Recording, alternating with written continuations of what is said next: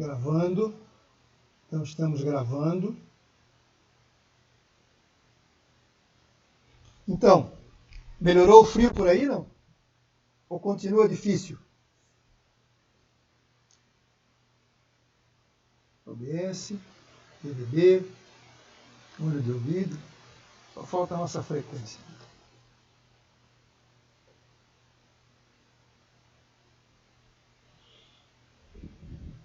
Então, pessoal, muito frio? Melhorou o frio ou está difícil?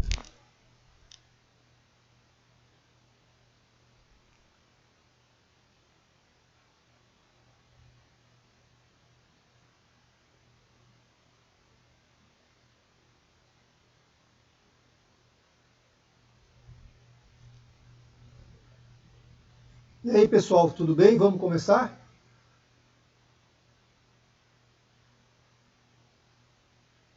Estão me escutando?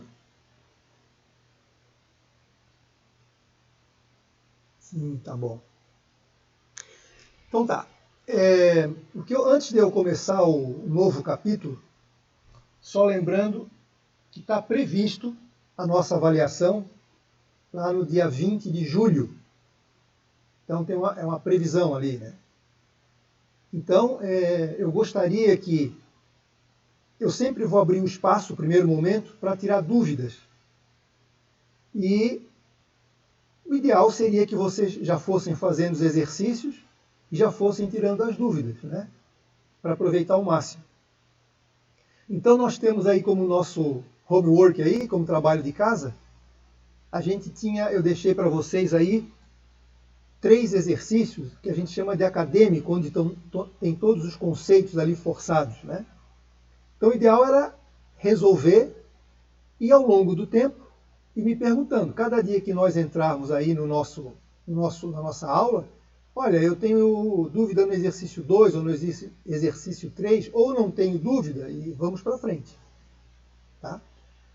Feito isso, eu também já botei disponível para vocês os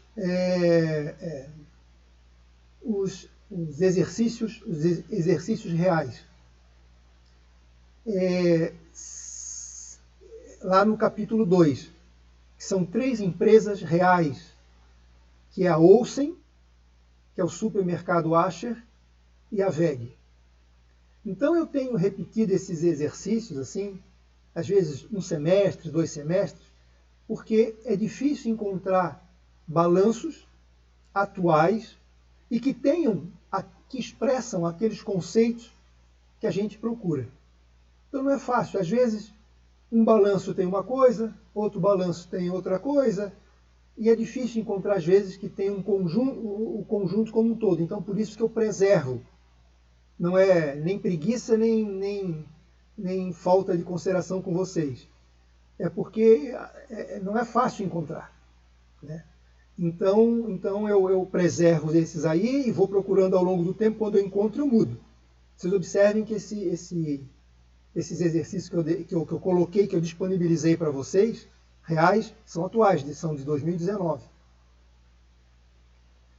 Então, eu pergunto, em primeiro lugar, tem alguma dúvida ou tem interesse de conversar sobre qualquer um daqueles exercícios acadêmicos, que são esses aqui, ó.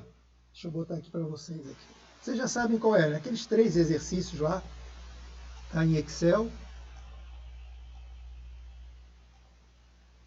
que tá nessa planilha.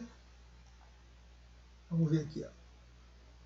Então, o primeiro passo, é isso aqui.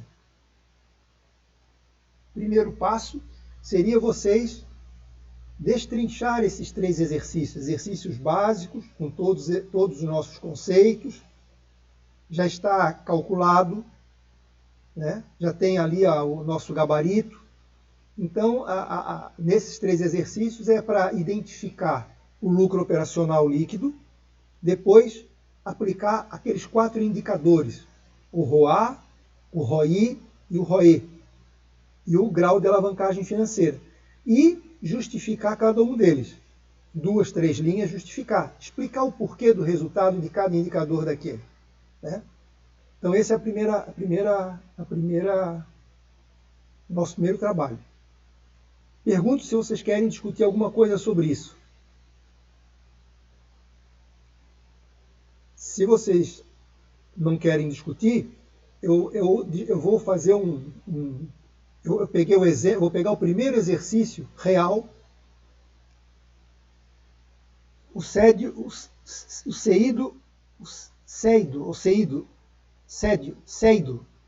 É difícil de entender, né? Bom dia, professor. O senhor poderia explicar como chegou aos 4.500 das despesas do exercício 1? Ok, vamos lá. Vamos lá, seido, sei lá, oh meu Deus. Vou chamar de Frejos, que para mim é mais fácil. Então vamos lá. 4.500. Vamos lá.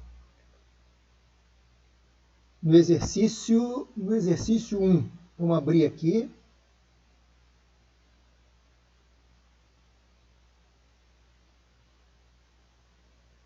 Então, o que é o 4.500, o Frejos? Depois que eu retirei, dentro da nossa regra, que eu retirei da contabilidade aquelas rubricas que nós, financistas, não consideramos como operacional, olha só, eu só deixei as vendas, as despesas de administração e as despesas de pessoal. As outras duas eu tirei. Isso aqui eu dei um subtotal, 1.000 mais 1.500, 2.500, 2.500 mais 2.000, 4.500. É o somatório dessas três rubricas aqui. Perfeito? Tudo bem?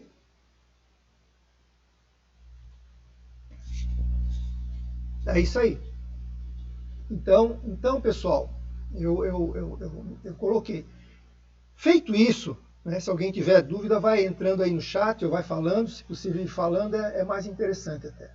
Feito isso, eu vou pegar o primeiro exercício real e vou demonstrar o que nós temos que fazer. Nós já temos ali os demonstrativos, temos ali como calcular e ainda pedindo o que é necessário fazer. Então, o nosso trabalho daqui para frente, nós vamos utilizar esses balanços reais, que é a nossa realidade. Por exemplo, então eu vou pegar aqui, depois de a gente fazer esse aqui, eu vou pegar um primeiro exercício real. Deixa eu baixar aqui a apresentação.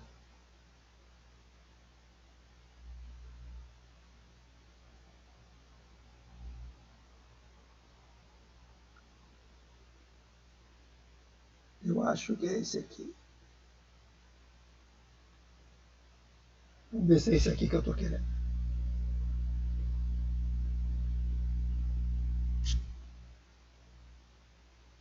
Volta a aparecer. Apareceu. Eu vou abrir aqui para vocês.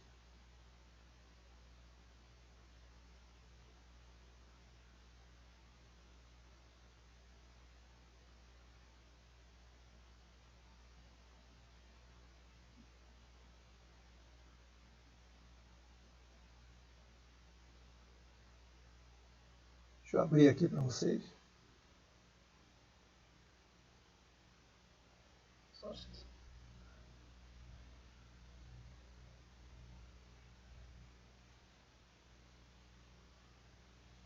Deu um crepe aqui, vamos ver. Vamos tentar outra vez.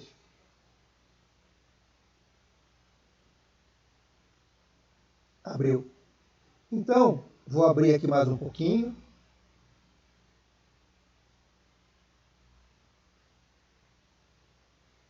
Então, assim,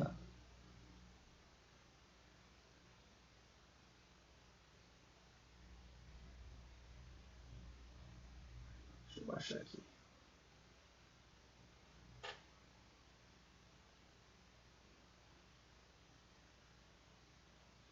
Então, aqui, pessoal. Então, vamos supor que a gente chegue numa empresa, no caso aqui, o supermercado Asher, e eu digo para vocês o seguinte, olha, nós somos consultores, e vamos dizer o seguinte, Estamos lá no supermercado e ele nos pergunta, eu gostaria que vocês, no primeiro momento, na primeira monta, calculasse se eu estou ganhando dinheiro com o objetivo fim da empresa, que é a venda de produtos de supermercado. E depois calcular os indicadores que me demonstrem como é que eu estou perante os meus demais concorrentes. Bom, aí eu fui lá e pincei esse balanço real, né, do jornal e coloquei aqui para vocês. Então vocês vão trabalhar com esse balanço aqui, ó. Tá? Então esse é o demonstrativo que vocês vão trabalhar. Só que eu fiz, além de vocês terem esse aqui, além de vocês terem esse balanço aqui, eu tenho um outro demonstrativo, que é pedir o que nos interessa sobre isso aí. Né? Então, o que eu fiz? Eu dei um zoom nisso aqui, fiz um recorte e apresentei para vocês. Mas, na verdade, vocês têm que trabalhar com este balanço aqui. Ó. Vocês aumentem de acordo com o interesse de vocês, né? Vão trabalhar. Então, eu estou pedindo, adiantando só para vocês calcularem só o ano de 2019, né? E estou pedindo que é o consolidado, porque a empresa, esse supermercado Asher, ele tem mais de uma empresa, né? Tem várias empresas, mas então eu estou pedindo para calcular o 2019 e o consolidado. Como é que eu sei que eu estou pedindo isso? Eu vou mostrar para vocês que é o nosso pedido, que é o nosso exercício. É como se eu estivesse fazendo uma consultoria e eles tivessem nos pedido. Então aqui eu apresento para vocês toda a vida da empresa, que tem o balanço patrimonial e a demonstração de resultados real. Estou pedindo para calcular o desempenho operacional e os indicadores. De quê? Do consolidado. Tá? Então esse é o demonstrativo que nós vamos trabalhar. Agora, como é que eu pedi isso aqui? Só para vocês entenderem. Isso já está lá Isso já está lá demonstrado no nosso Moodle lá, tá? Então vamos ver aqui, ó. Então a gente tem o balanço aqui, ó. Só um momentinho. Ok.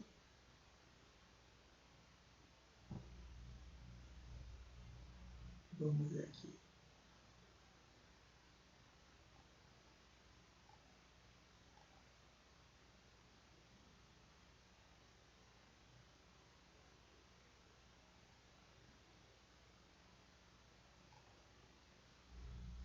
Então,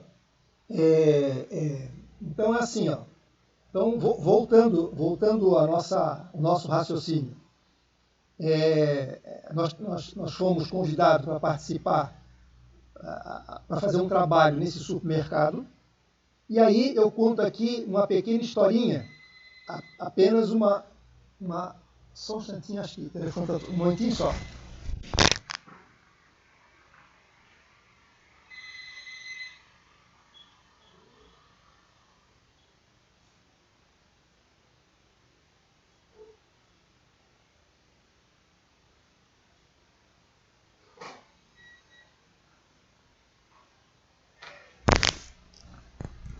Desculpa, pessoal. Então, eu estou lá no supermercado Asher.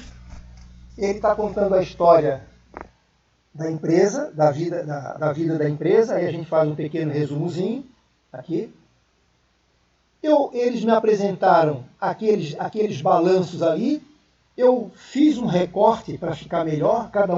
Ninguém precisa fazer esse recorte, mas na verdade eu recortei esses balanços aqui para ficar um pouco melhor, mas eu acho que se vocês aumentarem na tela fica melhor ainda. Então eu peguei a demonstração de resultados, né? E também peguei o balanço aqui e também recortei. Apenas uma questão de metodologia, mas não precisavam fazer. O que interessa é que, depois de eu conversar com eles, é saber o que é que a gente vai querer fazer. Então eu estou pedindo aqui, ó, nas notas explicativas. O meu objetivo é utilizar os dados da controladora de 2019 para o cálculo do lucro operacional líquido com base no DRE gerencial.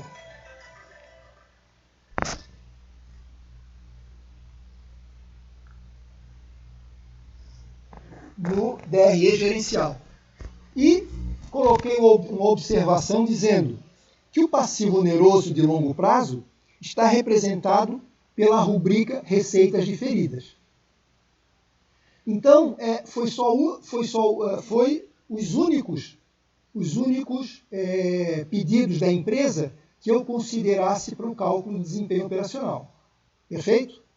Então nós temos aqui, a gente tem um pequeno histórico da empresa, como se eu tivesse, estou numa posição o mais simples, nem como empregado, nem como empreendedor. Vamos ser indiferentes, vamos ser um consultor. Fomos chamados pelo supermercado Asher. O supermercado Asher explicou para a gente quem era o supermercado, pediu que eu calculasse da controladora o lucro operacional líquido e os indicadores, né? E afirmou que o passivo oneroso ele era representado pela rubrica Receitas Diferidas que está lá no balanço. Por que eu estou dizendo isso? Porque, às vezes, nem todas as informações que a gente coloca na teoria, ele consta no balanço. Quando isso não acontecer, eu sempre utilizarei as notas explicativas, dizendo que aquilo que a gente estudou é o que aparece na prática. Perfeito? Então, esse aqui é o pedido. Vamos para frente. Então, tem 3 arquivos dentro desse exercício aqui. E depois nós temos a solução. Já para que vocês possam saber como é que eu fiz ou como é que o consultor fez. Então, é aqui, ó, coisa simples.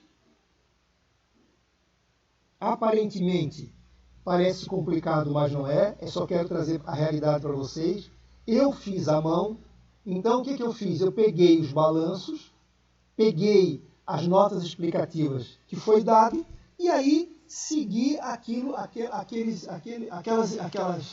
aquelas informações, aqueles ensinamentos que eu passei para vocês para construir. No fundo, o objetivo é cair o quê? Nesse demonstrativo aqui, que a gente já fez com exercícios acadêmicos, né? Mas tudo acontece a mesma coisa, só que com dados reais, e eu faço ali, ó, aquele mesmo processo. Só que ao invés de pegar de uma forma acadêmica, estou pegando de dados reais. Então aqui, ó, cálculo do imposto de renda, tudo igualzinho como acontece aqui. Ó. Ó, perfeito? Calculo o imposto de renda, tudo como a gente explicou. E aqui tem os indicadores.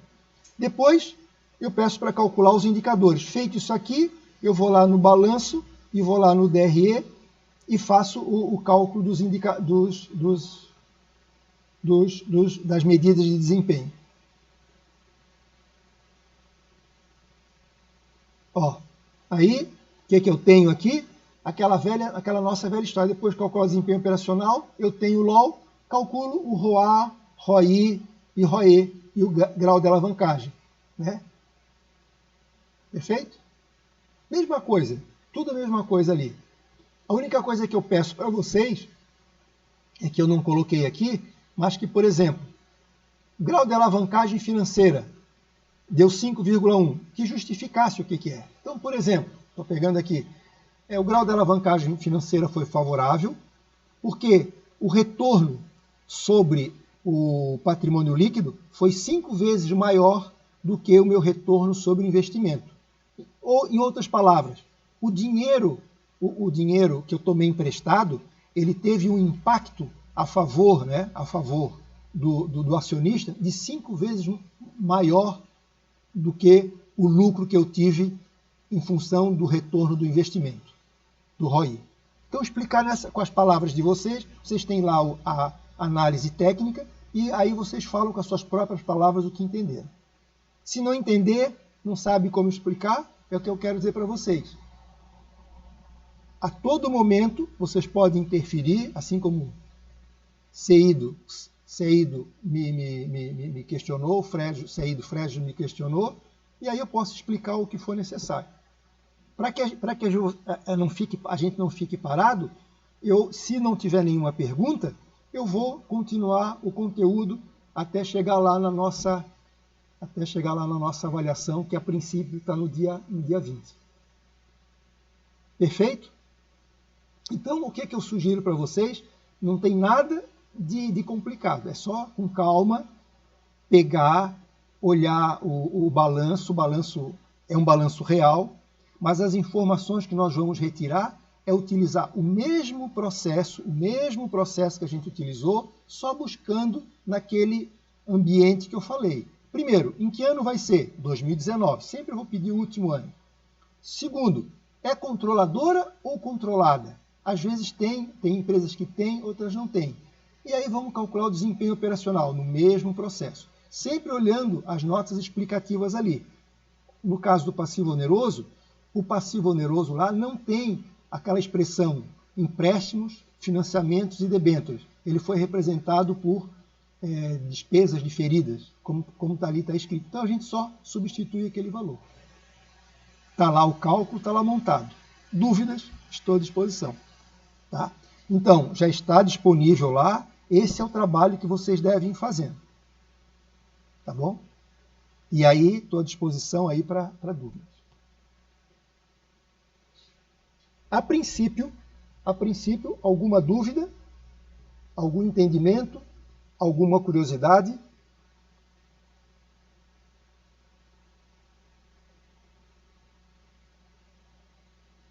Nada? Sugiro, recomendo, não deixem para a última hora, que é um conjunto de informações. Vocês podem ir fazendo um por um, faz o exercício primeiro acadêmico 1, 2 e vai perguntando. Né? Beleza? Tudo bem? Bom, como eu não tenho, como vocês não têm pergunta para me fazer no momento, eu vou continuar o nosso conteúdo. Perfeito? Tudo bem?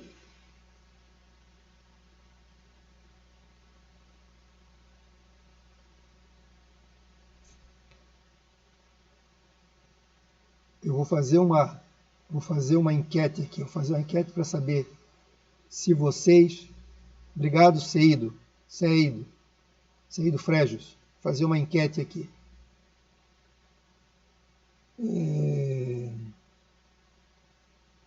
Fazer uma enquete aqui para ver como é que vocês estão aí, como é que vocês estão na foto. Tem todos aqui. Iniciar uma enquete. Sim e não. Eu quero saber de vocês, se primeiro vocês compreenderam o que eu estou pedindo, sim ou não? Apenas 4.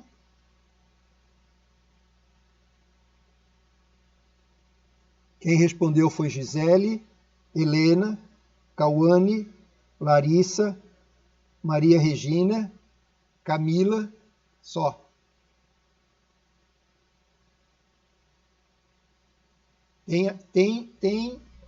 Eu quero só mostrar para vocês, só para vocês terem uma ideia. Tem logado aqui 15, menos 1 que sou eu, 14.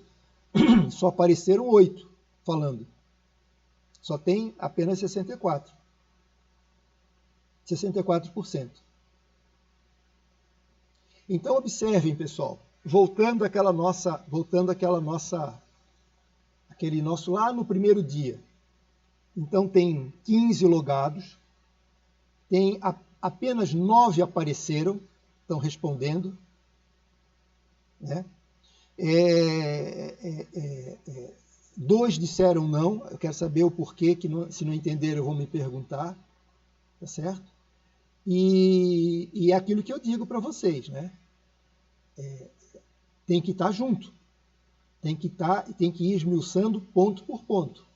Se vocês não participarem da nossa aula, sendo chato ou não, é um obstáculo que vocês têm para vencer o curso. Não me perguntarem, com certeza vocês já saberão qual é a classificação de vocês dentro daquela nossa pirâmide lá. Perfeito? Eu vou publicar essa enquete aqui, só para vocês só para vocês sentirem aqui do que eu estou falando, do que eu estou. Não vou cobrar de vocês, tá? Não vou cobrar de vocês.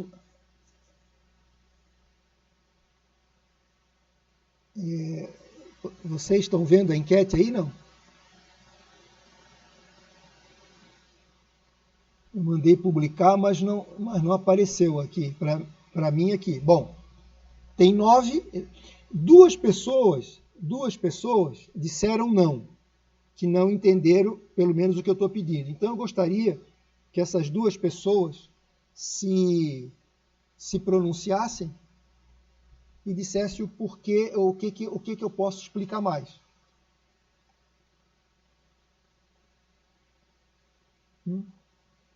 Bom, quem disse não foi a Camila Kretzer e a Gisele Ghisoni. Então eu pergunto para elas o que eu gostaria que no áudio que dissesse não. Não tem que explicar por quê. Né? Em Camila, em Gisele, me contem aí. Professor, eu escrevi ali no chat, mas peraí, não então... é nada da sua explicação, é porque eu estou passando por um... Alô? Peraí, só um instantinho então. Deixa eu apagar aqui. É que, na verdade, essa enquete está em cima aqui. Ó, eu apaguei. Deixa eu voltar aqui. Sabe como é que é esses negócios aí, né? Cheio de... Tá bom, agora eu encontrei aqui que é a enquete de vocês. Tá, Júlia, não. A Júlia disse não. Gisele, vamos lá. Professor, peço desculpa pela minha desatenção hoje. É por motivo de força maior que não estou 100% em sala nesse momento. Ok. Professor, respondi errado a enquete, não tenho dúvidas. Perfeito. Então, aqueles dois não, está explicado. Tudo bem, só para eu saber. Eu quero estar junto de vocês. Não estou assim obrigando, não vou cobrar de vocês. Estão entendendo o meu comportamento? Vai ser livre. Vocês é que vão decidir. Eu sou obrigado a ter um nível de cobrança e que não é exato. E se eu estou pedindo isso aqui, gostaria que vocês dissessem se vamos para frente, ficamos, e se ficamos, o porquê. A Gisele disse não. Gisele Aragone da Silva, fala para mim o que é o não aí, o que significa esse não aí para mim. Gisele Ghisoni, professor, desculpa. Não, é que eu não estou aqui em sala 100% hoje. Não, então, não, eu entendi. É porque eu não estou não, Gisele. Não, Gisele. Ah, Júlia. A Gisele, perfeita, eu já entendi, compreensível, sem nenhum problema. No caso ali, a Camila também já entendi, já explicou. A Júlia, que eu gostaria que ela se pronunciasse. Por que ela disse não? Não, o que é esse não para mim? É importante para mim dizer não, ou saber o não, para que eu possa ajudá-la.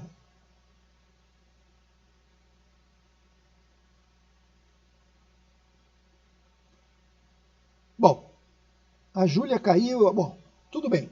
Então, vocês, assim, ó, hoje, só para a gente ver, que para não ser apenas um papagaio e passar informação, eu estou indo ao encontro de vocês, né, e convidando. Vocês, convidando, não estou obrigando a nada, nem pedindo exercício, nem cobrando nada. Fiquem à vontade. Está aí à disposição. Perfeito? Bom, feito isso, eu vou tirar essa apresentação aqui e vou pegar outra apresentação aqui, que é o capítulo 3, que nós vamos iniciar aqui. Vamos ver se dá certo isso aqui. Bom, a princípio parece que deu. Então, pessoal, nós vamos hoje estudar o capítulo 3. O primeiro foi a introdução, o segundo foi desempenho operacional, e esse aí nós vamos estudar o capítulo 3.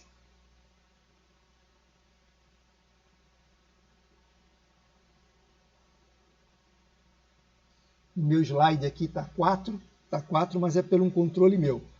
Mas é o capítulo 3, custo total de capital.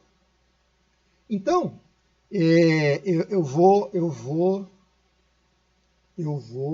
aumentar isso aqui e vou dar uma explicação. Mas primeiro, o que nós vamos conversar sobre custo de capital?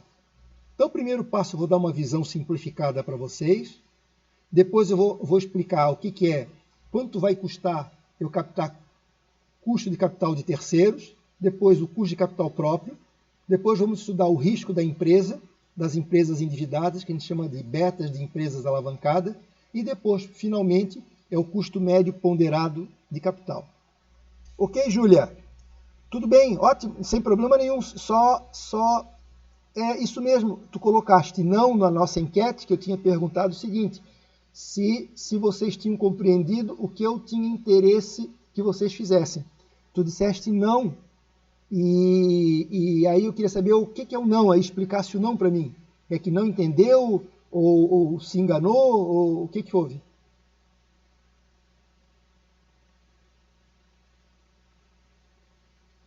Ok, então tá. Então houve um engano. É isso, então, ok.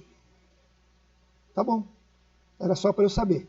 A minha preocupação é, se alguém diz não, me pergunte que eu vou explicar o porquê, tá certo? Tá bom, sem problema. Tá bom. Então, como eu estava dizendo, então nós vamos trabalhar nesses 4 pontos. Mas eu acho importante hoje, para a gente começar devagarinho, sem tumultuar muito a cabeça de vocês, vamos explicar aqui o primeiro item, que o primeiro item é extremamente importante, que é essa visão simplificada aqui. Então, vamos ver aqui. Vamos lá. Olha, eu digo para vocês que essa apresentação, esse slide, essa figura, ele vai dizer, ele vai assim, informar hoje, vai dar um resumo daquilo que a gente vai querer. Porque depois a gente vai entrar no picado, como a gente fala, no modus operandi, na maneira de operar, de cálculo, e aí a pessoa é capaz de fazer o cálculo e não saber por que está fazendo. Então, o que nós estamos estudando é o custo total de capital. Ele também pode ser chamado de custo médio ponderado de capital. Tá certo? Então ele pode se chamar custo ponderado de capital. Ou, eu vou explicar,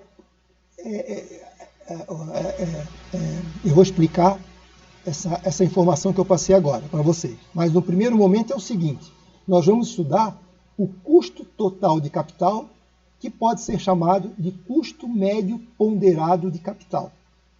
Depois eu explico direitinho o porquê dessa frase. Vamos interpretar aonde que eu vou buscar esse custo total. Vocês sabem, aqui existe um balanço patrimonial simplificado. Este balanço patrimonial simplificado é a representação do patrimônio em termos quantitativos da empresa. De um lado, os investimentos e do lado, os financiamentos. O que esse financiamento é? O que é um financiamento? É alguém me dar dinheiro, me emprestar esse dinheiro, seja os investidores, ou seja, os proprietários da empresa, e o dinheiro do banco. Então, quando eu pego o dinheiro do banco, que está representado pelo passivo, e o dinheiro dos sócios, representado pelo patrimônio líquido, boto tudo dentro de uma panela, eu tenho um montante de dinheiro. O que eu faço com esse montante de dinheiro? Então, são os financiamentos, eu estou buscando esse dinheiro, eu estou captando esse dinheiro. Às vezes, eu posso só ter capital próprio, eu posso começar a abrir a minha empresa somente com capital próprio. Mas, nesse caso aqui, é uma empresa que já está em andamento e ela, para atingir determinadas etapas em níveis de desempenho da empresa, ela foi buscando alguns recursos. Então, o que eu faço? Eu boto isso tudo dentro de uma panela e aí eu invisto na minha atividade operacional. Não é isso que acontece? O que é investir na atividade? É comprar maquinários permanentes, vender e ter contas a receber, é caixa, é aplicação financeira. Ou seja, aí eu tenho um conjunto que a gente divide aqui em atividades operacionais e atividades permanentes. Ou seja, chamado aquilo que a gente já ouviu falar. Ativo circulante são atividades de curto prazo, que a gente aprendeu em Finanças 1, para manter a empresa em funcionamento, e principalmente ativos de longo prazo, que são maquinários e equipamentos de longo prazo que nos ajudam a produzir, ou a elaborar, ou fabricar, ou distribuir o nosso produto. Bom, para que a minha empresa, olha só, para que a minha empresa funcione, eu quero dizer para vocês, houve um custo, não foi de graça. Como dizem os economistas, não existe almoço de graça. Então, para que eu fiz com que essa empresa funcionasse, eu peguei dinheiro e coloquei dentro da empresa. Quanto que custou isso aqui? É isso que eu quero saber. Vocês sabem que se eu quero comprar um carro, por exemplo, e não tenho dinheiro, eu vou lá e vou pedir um empréstimo. Aí eu pergunto, quanto vai custar? Que taxa de juros vai me render? Né? Então, essa é a preocupação. Quando eu pego o dinheiro, seja dos sócios, seja do banco, e coloco dentro da empresa, a empresa precisa, eu estou investindo, e precisa me dar um retorno, olha o que eu estou falando, ou seja, receitas suficientes para pagar essas minhas despesas. Bom, nós estudamos no capítulo anterior, chama-se desempenho operacional. Então eu busquei aquele lucro em função da minha atividade fim. Só que para ter aquele desempenho, para identificar aquele desempenho, eu tive que me esforçar em buscar dinheiro, de alguma forma. Tá certo? E aí, o que é que nós vamos estudar isso aqui? Nós vamos estudar exatamente quanto custa eu pegar dinheiro de bancos, por exemplo, para poder botar na minha empresa. E quanto custa o dinheiro que foi colocado pelos donos da empresa ou pelos proprietários da empresa, porque vocês sabem, se eu sou pessoa física e invisto na empresa, viro sócio da empresa, esse dinheiro vai ser utilizado na empresa, mas a empresa tem um compromisso de remunerar esse capital. Então, que são os dividendos. Então, é isso aqui que eu tenho que buscar. Então, eu dei um pequeno exemplo, que é uma visão maior. Vamos supor que nesta empresa eu busquei 3.310 de empréstimos, a um custo de 9%. Isso aí o banco me diz, é fácil, né? E quando eu coloquei dinheiro aqui dentro da empresa, a empresa me comprometeu, que na verdade, no caso aqui, os proprietários colocou um exemplo, né? Apenas um exemplo, 10.608 aqui, a empresa se comprometeu ao final do ano me remunerar esse dinheiro aqui a uma taxa de 18,5%. Isso aí, como é que eu sei isso aqui? Primeiro, existe uma fórmula de cálculo, aqui e aqui. Mas no primeiro momento não quero explicar como é que foi calculado. Eu quero dizer o seguinte, há um compromisso da empresa pagar o dinheiro que ela pediu emprestado para o banco a 9% e eu tenho que todo ano remunerar esse capital, pagar esse dinheiro em termos de dividendos ou pode ser juros, né, para os investidores que colocaram dinheiro dentro da empresa, no caso 18,5%. Observe, então isso tudo tem um custo. Esses dois custos aqui, esses dois dinheiros aqui, esses dois volumes financeiros foram colocados dentro dessa empresa para transformar num determinado produto de venda que tem que ser maior do que esse meu custo aqui. Mas o que eu estou estudando e estou me preocupando mais?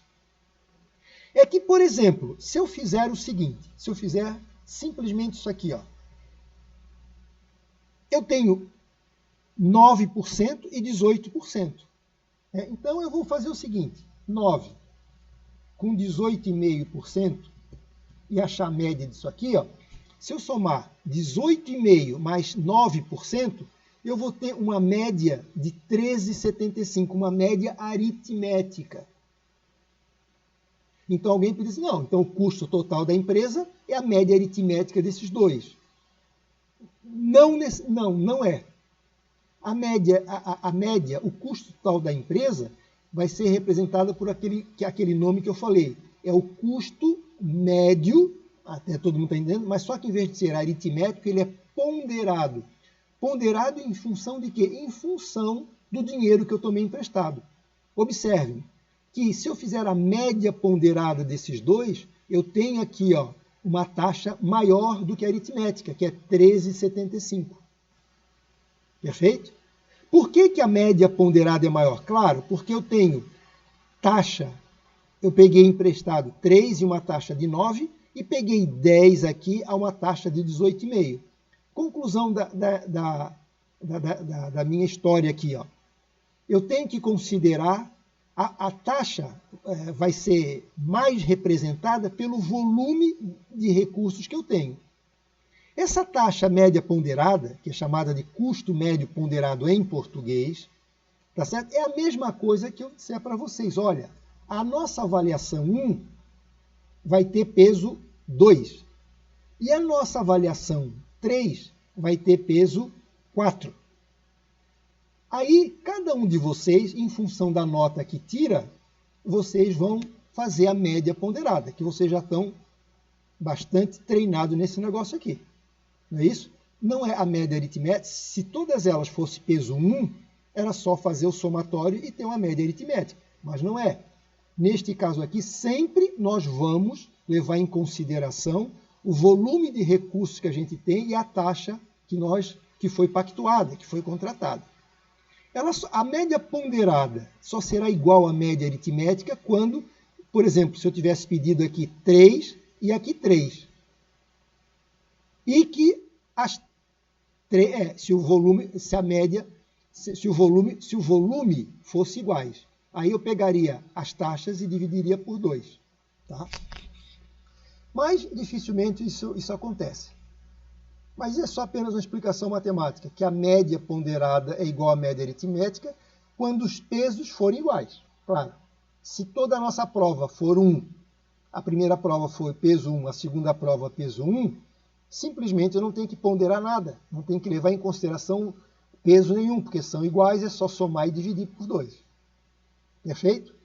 Então, o que nós vamos estudar, essa é a visão que eu quero passar para vocês. O que a gente vai estudar é a média ponderada de capital, ou seja, é quanto me custa eu tomar emprestado esse dinheiro para aplicar na empresa. Bom, se vocês tiverem observado aqui, a gente vai chamar esse custo total ou custo médio ponderado de capital em português pela sigla WACC, que é uma sigla conhecida internacionalmente, que é em inglês custo médio ponderado de capital. Ou, se não me engano, é Weighted Average Cost Capital, ou seja, custo médio ponderado de capitais. Por que eu não botei custo médio ponderado de capital, ou seja, CMPC? Em português pode ser usado, sem nenhum problema. Mas eu quero dizer para vocês que o normal, que o tradicional, que no Brasil, né, que nós usamos essa sigla internacional. Então, quase ninguém utiliza esse CMPC, e sim que a gente chama de WACC ou mais comumente de VAC. Então, a partir de hoje, eu vou falar de VAC. VAC é o custo médio ponderado de capital, ou seja, quanto que eu tenho que vender, gerar de lucro para poder pagar o banco e para poder pagar as pessoas que investiram na minha empresa. Deu para entender como é que é esse que a gente vai estudar? Por que isso aqui é importante? Porque, por exemplo, se eu tiver um projeto futuro e tiver que tomar recursos e refazer o meu custo de capital e observar que esse custo médio ponderado de capital for maior do que o retorno que eu vou ter, eu boto o pé no freio. Então, lembram? Esse VAC, que é um custo, ele acaba sendo considerado o quê? Uma taxa mínima de atratividade. Ou um custo mínimo de atratividade. Ela vai me balizar. Ou seja, A minha empresa, se tem esse custo já tradicionalmente dentro da estrutura dela, então significa o seguinte, que qualquer investimento que eu fizer, ele tem que dar um retorno, no mínimo, igual ou maior do que esse aqui. No mínimo igual, né? Mas aí o que significa? Eu não ganho nada, mas também não tenho prejuízo. Mas ninguém vai querer trabalhar de graça, né? Então isso aqui é uma informação valiosíssima para que eu faça o seguinte, vamos investir, vamos crescer. Aí é aquela análise de investimento, né? Bom, eu vou ter esse retorno, investi tanto, vou ter esse retorno. Quanto me custou isso aqui? Aí eu faço o que a gente vai chamar de taxa interna de retorno. Mas no futuro a gente vai ver isso aqui. Então, eu quero perguntar para vocês que a partir daí, nós vamos trabalhar neste intuito. Mas observe o seguinte, vocês têm que carregar, daqui para frente, quando eu fizer a conta, esse desenhozinho aí, né? Esse entendimento dessa visão, né?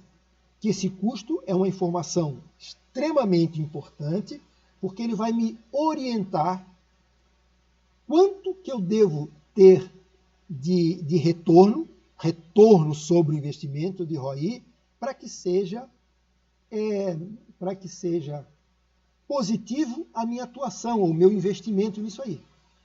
No fundo, em palavras bem simples, o custo médio de ponderado de capital é uma despesa. Eu vou ver se as receitas produzidas ou fabricadas ou distribuídas pelo meu produto remunera essa minha dívida. É simples assim. No linguajar simples. Só que a gente existe uma metodologia para calcular, primeiro, quanto que é o nosso custo de capital de terceiros e quanto vai ser o nosso custo de capital próprio. Ok? Tudo bem, pessoal? Deu para entender? Quer voltar alguma coisa? Alguém se lembrou de alguma coisa do passado? Pode interromper, eu paro e explico. Lembra o seguinte, botar a mão na massa devagarinho, não estou pressionando vocês, eu estou só convidando para que a gente possa trabalhar junto para minimizar o custo de vocês. Alexandre está escrevendo. Pode falar, Alexandre, de novo. No Viva Voz aí. Professor, Oi, Natália. eu tenho uma dúvida. Sim. Eu pedi ali no chat se é mais assim de fora do conteúdo, mas né, pode ser, é que a nova reforma agora do IR, né, vai tributar os dividendos distribuídos em 20%. Eu queria entender se isso pode ter impacto negativo nos investidores, porque eu não entendo muito bem disso. Sim, na verdade, veja bem, é um projeto de lei, não foi aprovado. Que, na verdade, hoje é sempre uma briga que acontece, né? O que acontece? Aquilo que eu digo. O que é dividendos? Lembrando que a gente conversou. Dividendos é a distribuição da empresa que tem lucro.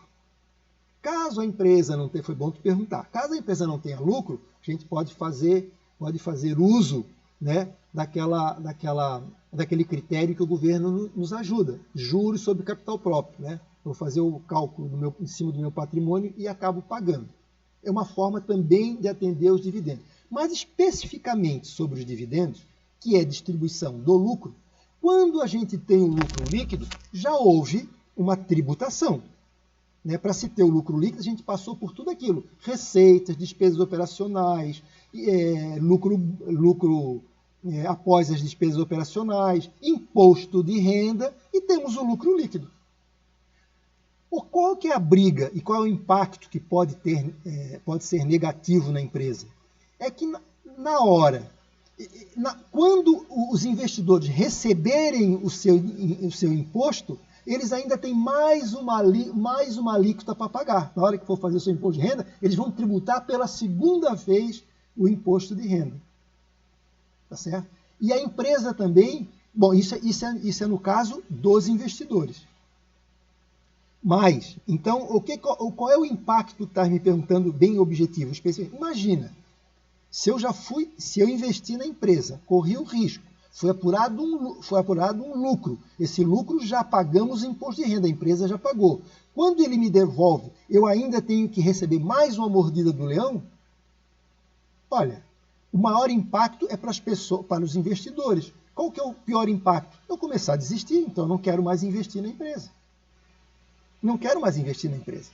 Pô, é tanta tributação, mas me parece, isso aí é uma briga bastante grande, mas me parece que o que eles querem fazer é o seguinte, fazer uma distribuição, mais ou menos assim.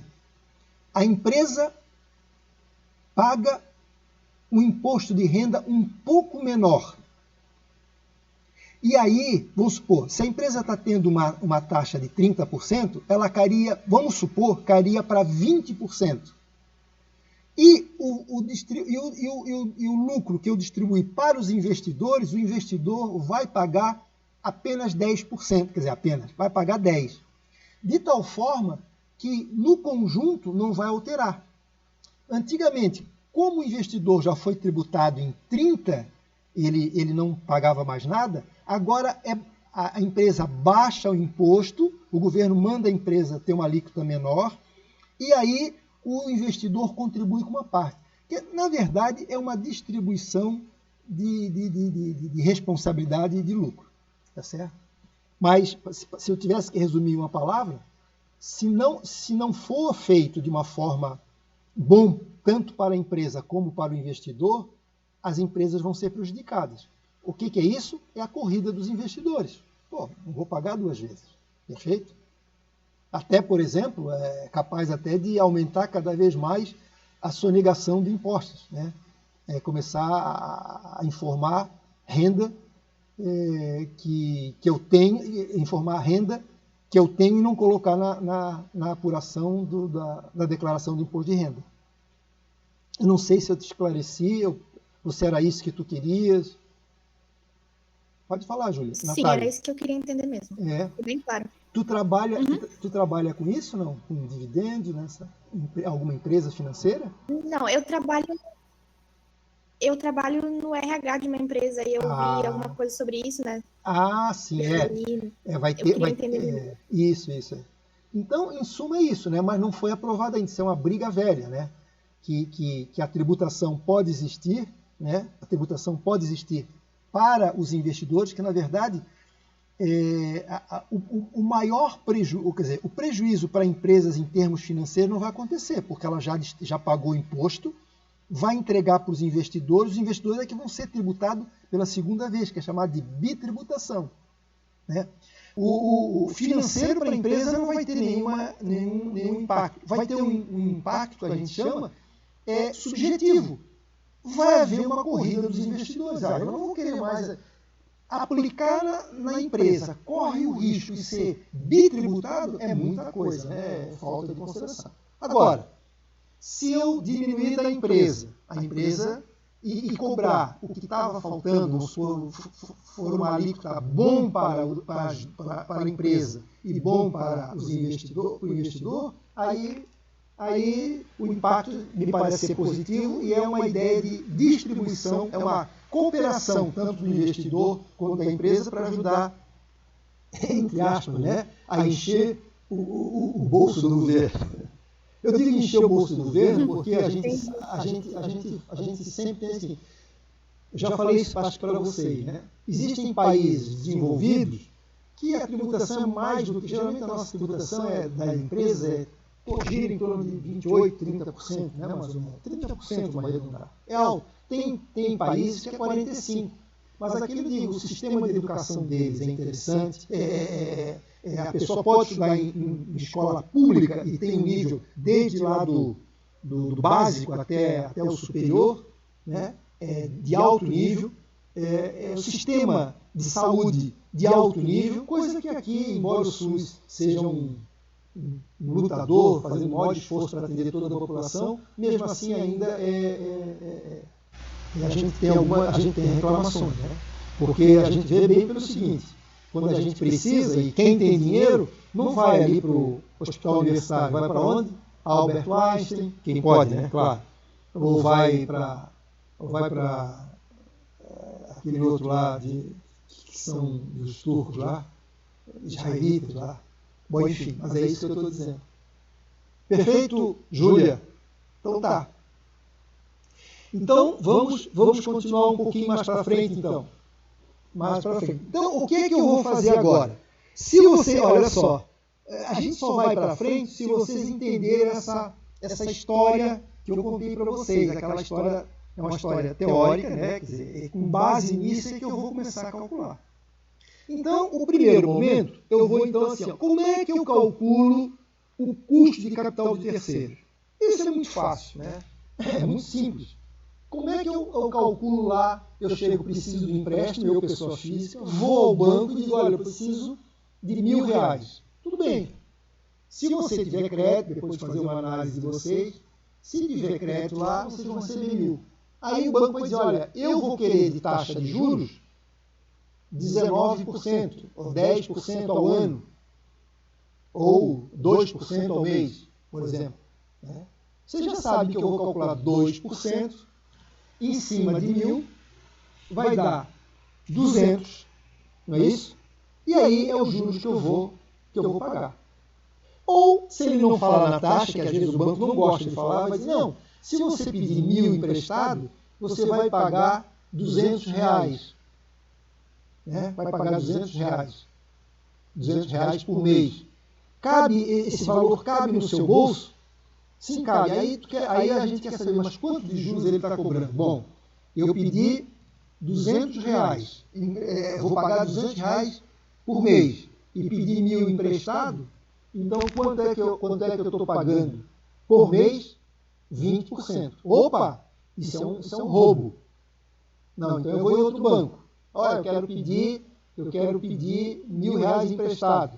E eu quero, então, agora, quanto que eu tenho que pagar por mês para ver se cabe no meu orçamento? R$20 por mês. Tá bom. Quanto é que ele está cobrando de juros mesmo? 20 dividido pelo que eu pedi emprestado por 1.000, vai dar os 2% ao mês. Isso aí me interessa, então é uma taxa interessante. O outro banco que eu fui, que eu estou só brincando, ele está cobrando taxa de estelionatário, né? Aquele que a gente pede dinheiro emprestado para como é que a gente chama? Não é estelionatário, é agiota, né? Aí o banco está na posição de agiota. Você sabe que agiota ele não é regulamentado, a agiotagem não é regulamentado. Então o banco nem pode fazer isso, nem vai fazer. O que pode acontecer é um cobrar 2, outro 2,5, outro 1,8, girar mais nessa exploração e pode até processar o banco. Bom, mas o que eu quero chegar? Como é que se calcula esse custo de capital de terceiros? É dividir o que eu vou pagar de juros por mês ou por ano, né, pelo que eu pedi emprestado. Fácil, simples. Então vamos ver como é que faz isso. Então tranquilo. Olha aqui, vou aumentar. Então aqui está o nosso conceito, né? Então o custo de capital de terceiros vai ser representado pelo CAI, que também é uma sigla internacional. K de custo e de interest, de juros, né? É definido de acordo com os passivos onerosos identificados nos empréstimos, financiamentos e debêntures mantidos pela empresa. Então, olha só, o que nós vamos fazer? Aqui tem uma fórmula. Então, custo de capital de terceiro após o imposto de renda é o custo de capital de terceiros antes do imposto de renda menos o imposto de renda, né? Mas eu quero falar para vocês, aqui tem uma fórmula original, a fórmula geral, né? Mas vamos ver na prática como é que ele funciona. Eu gosto de falar na prática assim. Que na verdade, depois eu volto na origem, né? O que deu. Então vamos voltar aqui. Ó. Então a fórmula, no fundo, a fórmula se resume nisso. Custo de capital de terceiros é igual ao quê? É o passivo oneroso,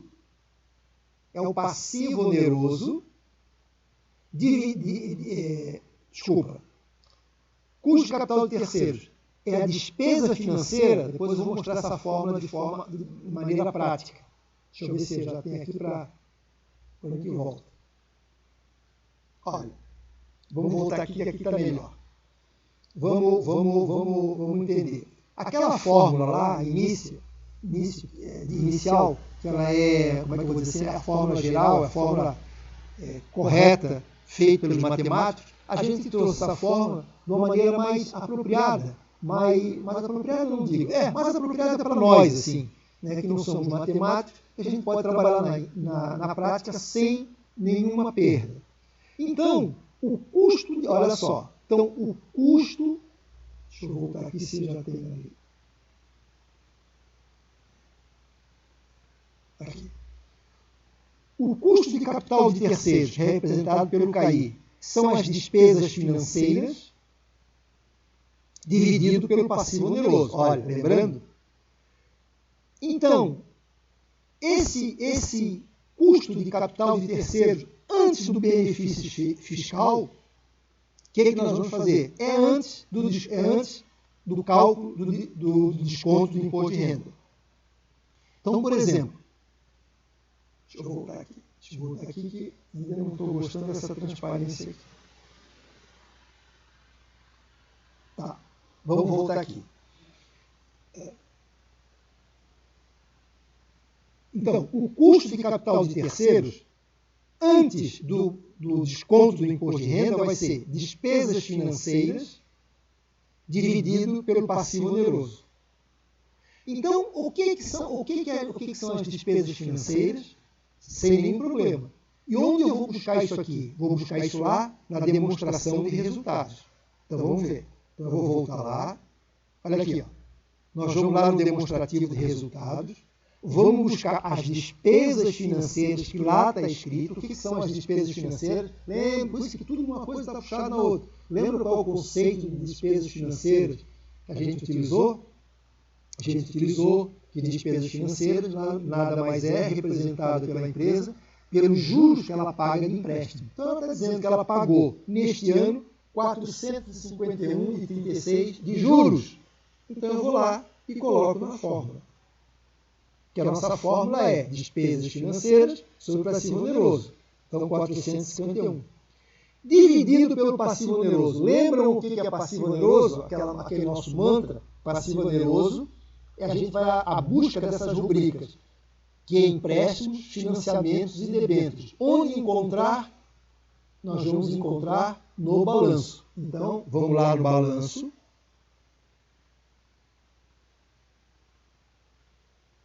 Nós vamos lá no balanço e vamos buscar.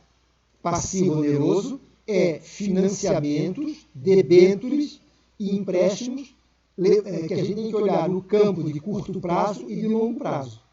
Observem que de curto prazo ela tem financiamento, né? Então, e no de longo prazo ela tem debêntures. Então eu vou sacar daqui 1432 e 1878 e colocar lá na fórmula. Por quê? O que significa esse 1432 e 1872? Embora um é chamado de debêntures de longo prazo, outro é chamado de financiamento de curto prazo, que é o conceito de passivo oneroso, nada mais é do que o empréstimo que eu tive, que eu fiz. Né?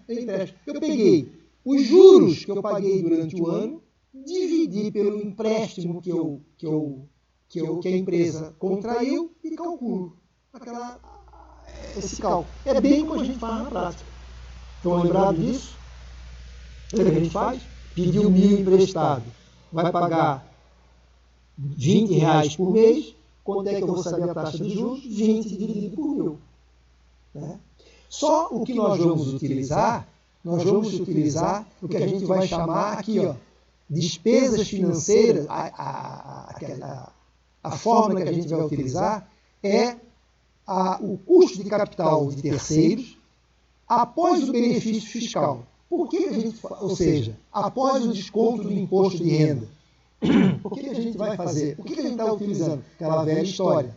Lembram que se eu tenho despesas financeiras, eu vou pagar menos imposto de renda e se eu pagar esse valor que eu pago de menos imposto de renda, eu posso aproveitar para descontar o imposto total que eu tenho que pagar pela empresa. No fundo, o que acontece?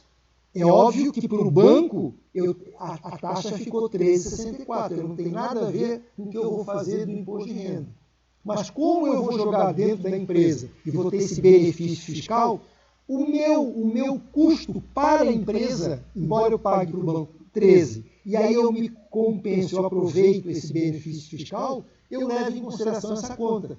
Então, na verdade, em vez de o custo para a empresa ser o que eu paguei pelo banco, pelo benefício fiscal ele vai diminuir. Como é que eu sei isso? Simplesmente calculando aqui, ó, que essa forma aqui está melhor. O que eu vou fazer? O que eu vou fazer aqui, ó? O custo de capital terceiro após o benefício fiscal é pegar o custo de capital de terceiros antes do desconto do imposto de renda, multiplicar por 1 menos imposto de renda e contribuição social. Ou seja, retirar. Se meu imposto for 30, 100 menos 30 vai dar 70. Né? É retirar esse imposto. Então, isso que está em amarelo aqui, para ajudar a conta, deixa eu ver se tem uma fórmula mais interessante aqui. Não. Para ajudar na conta, o que eu vou fazer? Isso aqui foi até ajudado pelos alunos de semestres anteriores. Como a gente tem que calcular o custo de capital de terceiros antes do benefício fiscal e depois calcular o custo de capital de terceiros após o benefício fiscal, professor, muito para lá, muito para cá é complicado. Vamos simplificar nossa vida na prática? Vamos. Então, como é que a gente vai chamar de custo de capital de terceiro antes do imposto de renda, vamos chamar de KIB. Isso não está na nossa teoria. Isso é uma coisa prática que foi inventado por nós ali, que é chamado de custo de capital bruto, que a gente vai chamar amigavelmente, a partir de agora, para ficar fácil, o KIB. KIB. Lembram o KIB de comer? Ficou com o nome de KIB. Então o apelido dele ficou KIB. O que é esse KIB aqui? Na verdade é aquela fórmula lá na literatura toda, vamos supor, toda bem feita matematicamente, né, mas abreviada aqui. KIB vai significar custo de capital de terceiros bruto. Ou, em outras palavras, é o empréstimo que eu pedi ao banco antes do imposto de renda. Ou, melhor ainda, a taxa de empréstimo antes do imposto de renda. Que a gente pode simplificar por essa fórmula aqui. Ó. Então, o KIB é bem simples. É pegar despesas financeiras, dividido pelo passivo oneroso. Então, de toda aquela fórmula complicada lá, ela passa a ser bastante simples. É o que a gente conhece aqui. E como é que a gente vai fazer o custo de capital terceiro após o benefício fiscal? Nós vamos chamar de KIL, também ajudado pelos alunos, que a gente vai chamar de KIL. KIB, a gente vai falar muito nisso, KIB e KIL. O que é o KIL? É a taxa do custo de capital de terceiros após o imposto de renda. O que é? Uma vez calculado o KIB, aqui, calculado o KIB que eu calculei ali em cima, vou multiplicar por 1 menos o imposto de renda. Então, se a alíquota é 30%, vamos supor, então como é que a gente faz para tirar esses 30%? É diminuir 1 menos 0,30, que vai dar 0,70, e multiplicar. Isso vocês fazem, né? Eu digo para vocês, eu tenho uma taxa de 10, eu quero tirar 2%, como é que vocês fazem isso? Na própria máquina já faz 10 vezes 2% menos. E o que a calculadora está fazendo? Está tirando 10 menos 2, né? Que vai dar 98. 100 menos 98, né? 100 menos 2, que vai dar 98%, divide por 100, vai dar 0,98, e multiplica pela taxa. Tá certo? Então, essas duas formulinhas aqui já está bem conhecido de vocês. Mas o que eu quero mencionar? Deixa eu ver se tem alguma coisinha para frente. Não, nada aqui, peraí. Então, vamos voltar. Resumindo lá, para não ficar aqui. Ó. Então, meu objetivo de hoje foi identificar ou até mesmo calcular qual é o custo total da empresa. Ou seja, quanto custa eu pedir dinheiro emprestado para banco E quanto custa eu pedir dinheiro para os acionistas investirem na empresa? Só que isso vai ser representado por uma taxa. E essa taxa, que eu falei para vocês, a gente vai fazer a média ponderada delas. E que a gente vai, a partir de agora, chamar de VAC, ou seja, o custo médio ponderado de capital, que é uma taxa balizadora para eu poder comparar com o resultado dos meus investimentos para saber se ele vai ser promissor ou não, ou seja, se vai ser maior ou menor. Então, o retorno sobre o investimento tem que ser maior ou igual ao VAC. Tá? Em suma, foi isso. Aí eu caminhei para vocês. Como é que a gente calcula esse bendito CAI aqui, custo de capital de terceiros? E sempre nós vamos utilizar o custo de capital de terceiros resultante para a empresa. Então, o que a gente tem que fazer? Então, existe uma fórmula robusta, corretinha. Custo de capital de terceiros após o imposto de renda é o custo de capital de terceiro antes do imposto de renda menos o imposto de renda. Então, essa fórmula aqui. Ó. Essa é a básica, certinha, toda bonitinha. Né? Então, vamos lá para frente. Vamos lá para frente. Eu preciso, para calcular esse CAI, ou esse QIB, como eu já falei para vocês, eu vou precisar da demonstração de resultados e do balanço patrimonial. Então, vamos lá. Então, tem o balanço, aqui a demonstração de resultados, e aqui o primeiro cálculo. Então, eu vou calcular o custo de capital de terceiros antes do benefício fiscal, que nós chamaremos de QIB, né? Ou seja, é pegar as despesas financeiras e dividir pelo passivo oneroso. Despesas financeiras nós pegamos lá na demonstração de resultados e dividimos pelo valor total do empréstimo que a gente pediu. Que valor total do empréstimo? Sempre será debêntures, financiamento ou empréstimos de curto e longo prazo. Sempre. Botar isso tudo dentro de uma panela, somar e dividir. Então, isso é o custo que eu devo para a empresa. Isso aqui eu estou pagando de juros para o banco. Mas, como a empresa tem vantagens fiscais, então eu posso descontar o imposto de renda sobre isso. Então, se eu pegar o imposto de renda e calcular sobre isso aqui, é uma vantagem que eu tenho para poder depois abater do imposto que eu vou ter que pagar no futuro. E como é que eu faço isso? Na verdade, ou eu pego as despesas financeiras e já tiro o imposto de renda, né? É uma fórmula de fazer, como está aqui, né? Ou, o que eu faço? Calculo primeiro, que a gente chama de QIB, eu acho que essa aqui fica mais prática para a gente. Calculo o QIB, que é apenas despesas financeiras sobre o passivo oneroso, e o resultado que der, eu tiro o imposto de renda. E é este QIL aqui que nós vamos utilizar, que deu 9%. Se vocês observarem lá no balanço, ele vai estar lá, o QIL, vamos ver, olha lá. Vamos estar lá. Olha como é que apareceu. Então, estou explicando que o custo de capital, por que aqui não está KIL? Porque isso aqui, na literatura, é uma visão geral e ninguém chama isso aqui de QIL, né? Chama custo de capital de terceiros após o imposto de renda. Esse custo, se é calculado pela empresa, para os financistas já está implícito que eu já estou me aproveitando do imposto de renda. É o líquido que eu quero utilizar após o desconto do imposto de renda. Perfeito? Algum problema, por enquanto, nisso aqui?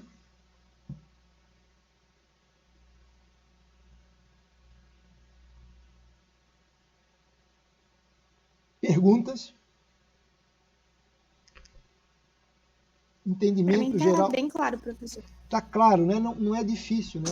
Realmente não é difícil, é bem tranquilo. Né?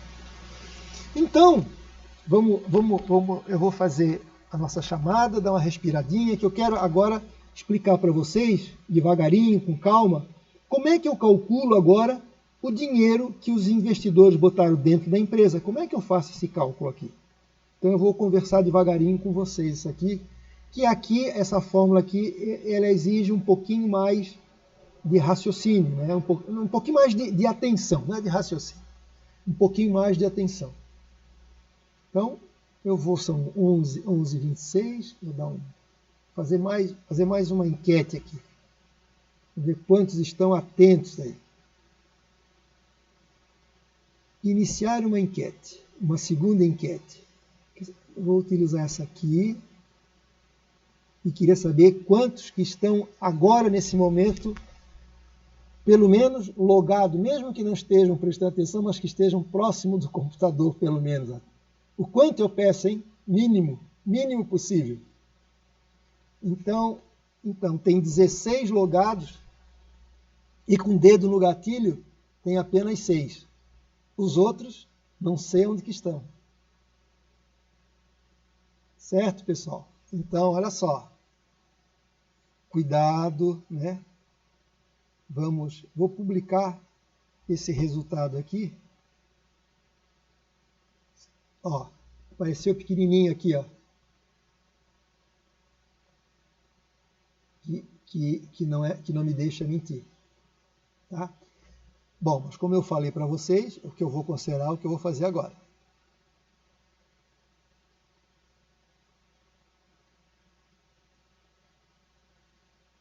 Eu vou fazer o seguinte, eu vou me basear a frequência, os que estão logados. Bom, salvei. Então, pessoal, só para vocês terem uma ideia, que não é assim, poxa, a prova foi difícil, a avaliação foi difícil, etc. Tal.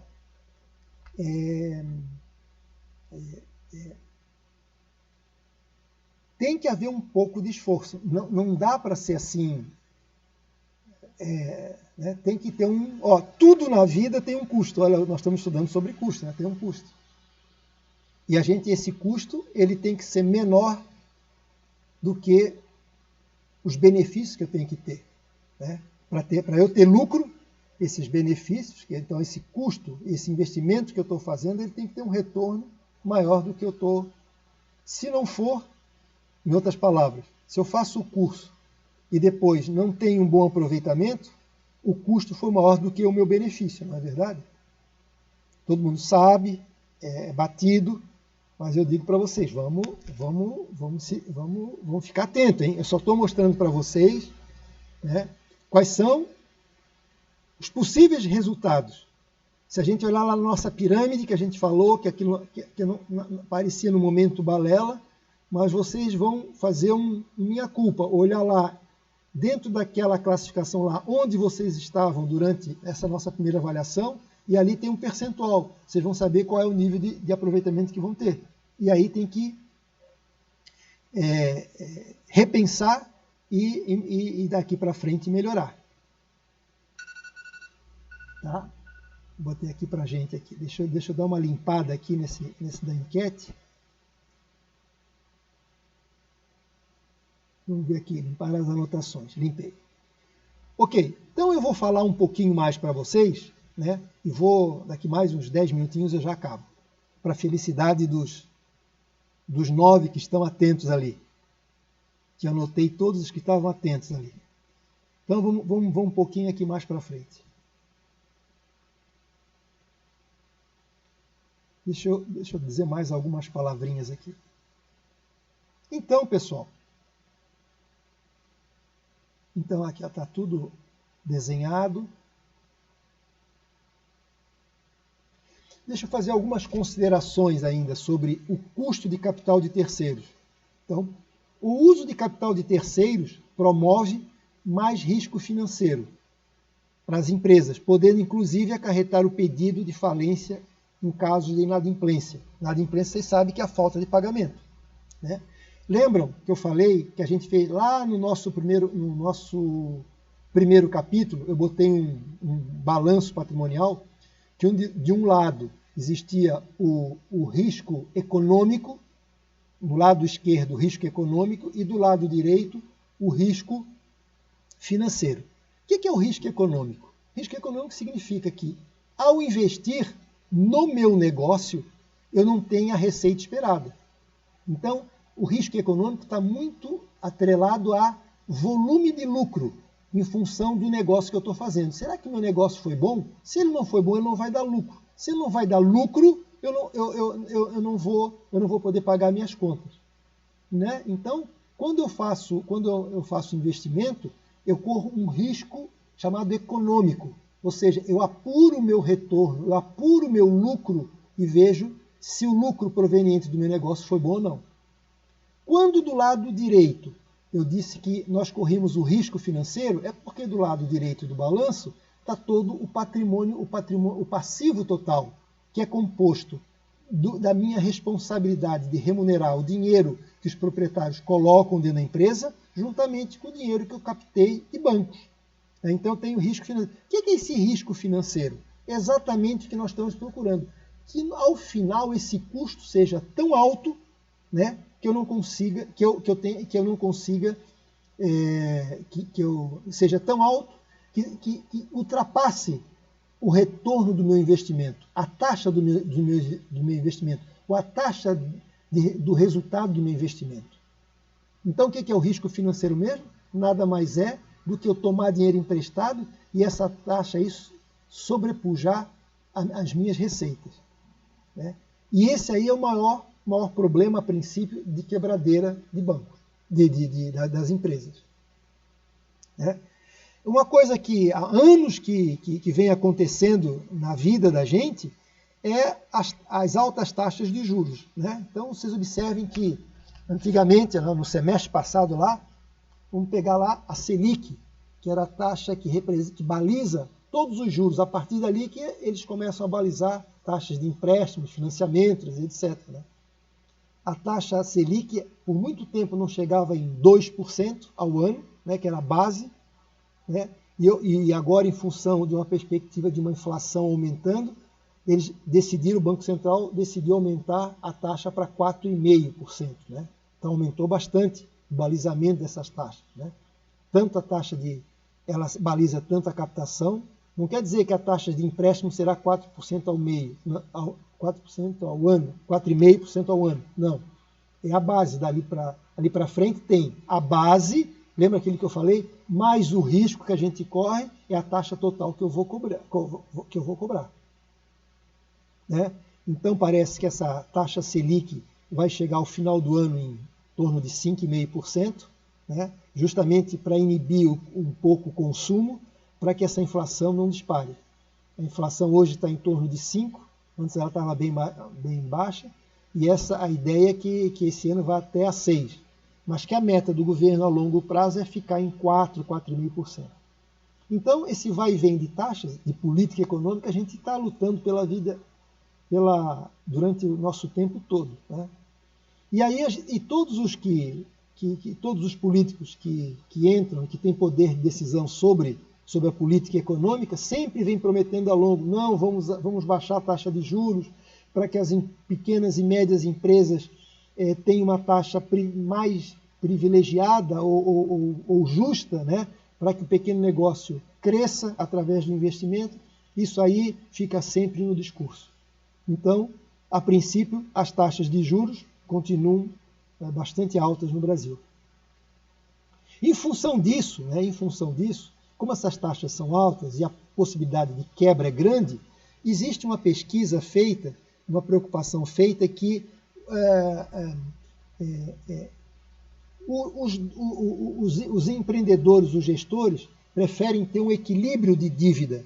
Eles preferem ter assim, 65% eles captam dos investidores, que está representado pelo patrimônio líquido, e 30% do passivo oneroso. Então, capital próprio, 65%, capital de terceiros, 35%. Isso é mais ou menos uma tradição que vem acontecendo. Não é científico, isso varia, mas não varia muito. A praxe é dizer que, em tese, fica 40% de capital próprio e 60% de capital próprio e 40% de patrimônio de capital de terceiros. Então, isso é uma praxe. Então, isso varia entre 30, 70, 35, 65, 40, 60, mais ou menos isso. O que eu quero dizer é que, comparado em países onde a economia é mais equilibrada, ela é ao contrário. Né? Capital próprio, eu fico com 20%, e capital de terceiros eu fico com 80%. Então, há um risco maior nas empresas, né, por ter mais capital de terceiros, né, a pessoa corre o risco, mas como as taxas são mais baratas e a economia é equilibrada, eu só vou quebrar mesmo se o meu negócio não for bom. Se o risco econômico for ruim, quer dizer, se o meu negócio não for promissor, né? Em outras palavras, se o produto que eu quero colocar no mercado não for bom, né? Porque o risco financeiro fica minimizado por uma economia estável e pelas baixas taxas de juros. Por isso que há uma inversão desses valores, dessa captação de recursos. Perfeito? Finalmente, quero dizer para vocês o que a gente vai ver no nosso próximo encontro. A gente vai ver como é que se calcula o custo do capital próprio, que ele é um pouquinho mais, precisa um pouquinho mais de atenção. Tá certo?